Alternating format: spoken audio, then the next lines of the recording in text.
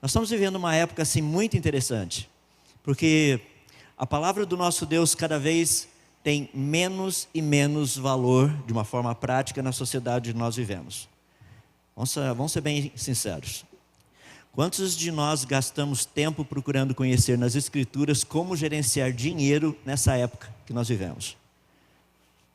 O pessoal chega para mim e fala assim, não dá tempo, eu tenho que pagar as contas. Eu entendo, mas para pagar as contas é bom a gente gerenciar o dinheiro da maneira como Deus nos manda gerenciar o dinheiro. Nessa época confusa em que as pessoas não sabem mais o que elas são. Rapaz, eu comento com as pessoas essa ideologia de gênero que tem rodado o mundo afora. Fala assim, não precisa ficar preocupado. Pergunte para as suas células. Se você tem algumas dezenas de trilhões delas, elas vão te dizer quem você é. Se você é XX mulher ou XY homem, você não precisa ter dúvida. Está guardado em você e você não consegue mentir para as suas células.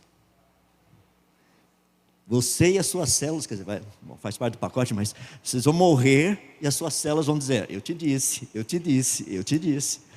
Percebe, nós vivemos uma época onde literalmente nós estamos passando por uma crise muito grande, uma crise existencial assim absurda. A pergunta que nós temos a fazer é uma pergunta bem simples. Como tratar com os fundamentos? Porque no livro de Salmos nos é dito o seguinte, se os fundamentos forem removidos, o que o justo poderá fazer? E nós temos visto esses fundamentos sendo removidos assim diante dos nossos olhos dia a dia. Como tratar com isso? E eu queria tratar hoje com vocês um pouco, no livro de Romanos, falando a respeito dos fundamentos da revelação de Deus na criação. Ou seja, nós vivemos uma época em que a ciência ganhou uma posição que Deus nunca deu a ela. A ciência não é a verdade, a ciência é uma busca pela verdade. Prova disso que eu tenho vários livros na minha biblioteca, que eu, quando fiz meus estudos há 30 anos atrás, vários deles estão totalmente desatualizados. Mas eu tive que estudá-los, eu tive que resolver os problemas, tive que fazer prova, se eu não falasse exatamente o que estava ali, ou não tivesse conhecimento do que estava ali, eu não passaria, eu não teria o meu diploma, meu certificado, seja lá o que for. Eu tive que aprender aquilo. E hoje, adivinha o quê? Está lá na prateleira, serve para segurar papel em cima da minha mesa.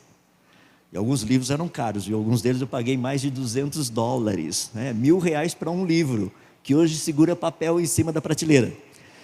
Mas se você olhar para a palavra do nosso Deus, não é fascinante? Deus não chega para a gente e fala assim, pessoal, vocês já baixaram a versão 2022? Tem algumas coisinhas que eu precisei corrigir nas anteriores, tá? Alguns conceitos que não estavam bem. Não, é a mesma. A palavra do nosso Deus permanece. E é em cima dessa palavra que nós podemos construir uma cosmovisão correta. Uma cosmovisão a respeito do mundo, a respeito de todas as áreas que nós estamos envolvidos, inclusive na área da ciência. Atualmente eu estou trabalhando para uma empresa lá nos Estados Unidos. Tem sido um trabalho muito interessante. As pessoas falam assim, rapaz, mas o que você está fazendo lá? Nós acabamos de ouvir de missões. Missionário tem que estar preparado para entrar em certas áreas, tem que saber falar a linguagem do povo, você tem que saber como chegar lá.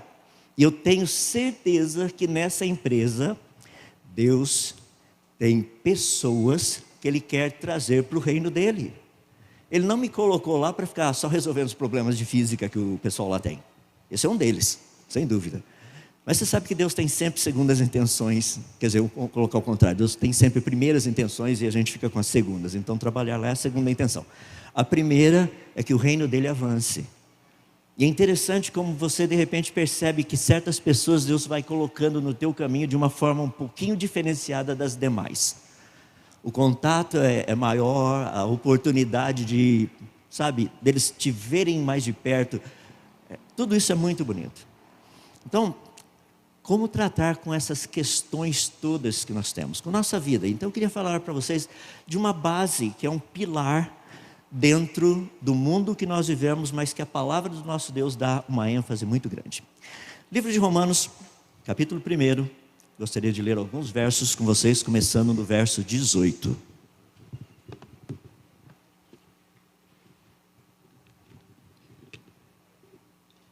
Eu estava trabalhando ontem com o pessoal lá na palestra e perguntei a eles, onde a água há?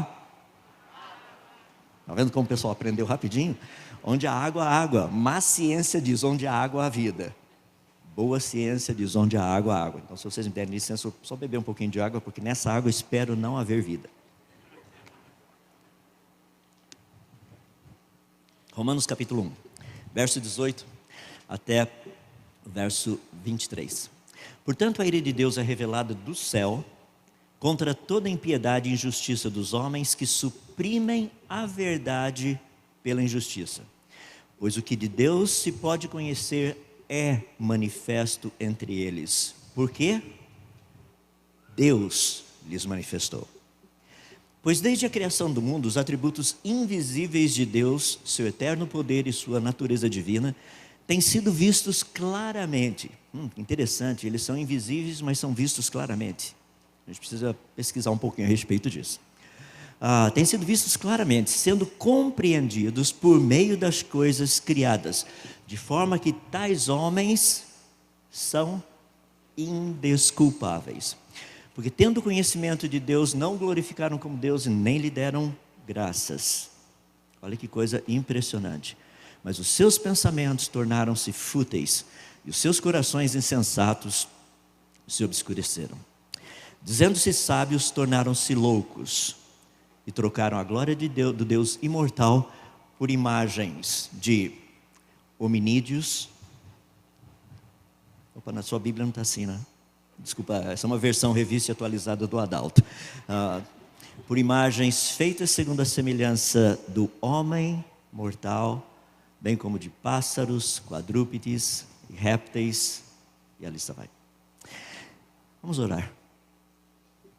Querido Deus, nós estamos uma vez mais diante da Tua Palavra, gratos porque ela é a Tua revelação. Nós não precisamos sair correndo atrás tentando descobrir o que o Senhor pensa, o que o Senhor acha, mas o Senhor graciosamente nos revelou.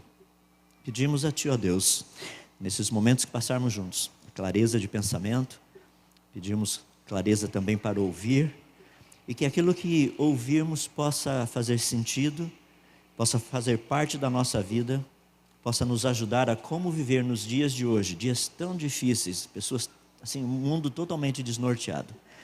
Viver de maneira digna do Teu Evangelho, viver de uma forma que agrada ao Senhor.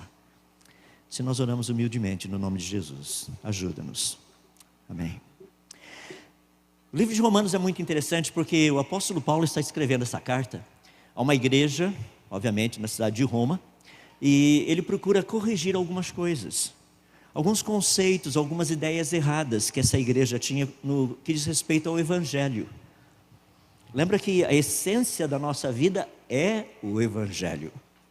Jesus disse, ide e pregai o Evangelho. O Evangelho são as boas novas, isso tem que permanecer, são boas novas todos os dias na nossa vida. E eu creio que você sofre do mesmo problema que eu sofro, que muitas vezes o Evangelho parece um pouquinho distante, né? Eu levanto segunda-feira de manhã, já estou preocupado com as coisas que vão acontecer, com o que tem que ser feito. E às vezes o Evangelho parece que fica no banco de trás do meu carro à medida que estou indo para o trabalho. É por isso que eu resolvi fazer o seguinte, vou todos os dias de manhã, indo para o trabalho, eu vou ouvir um sermão. Então todo dia de manhã estou indo para o trabalho, são 45 minutos, 50 minutos, é o tempo normalmente que o pregador gasta para pregar. Se o sermão é muito curto, dá para ouvir 2. E se é muito longo, eu ouço o que falta quando eu estou voltando para casa. Por quê? Eu quero que o Evangelho tenha primazia. Eu estou dizendo que é uma luta, você deve ter essa luta, eu tenho essa luta. Nós não colocamos Deus como prioridade na nossa vida o tempo todo. Um dia será assim. E que abençoado dia vai ser esse.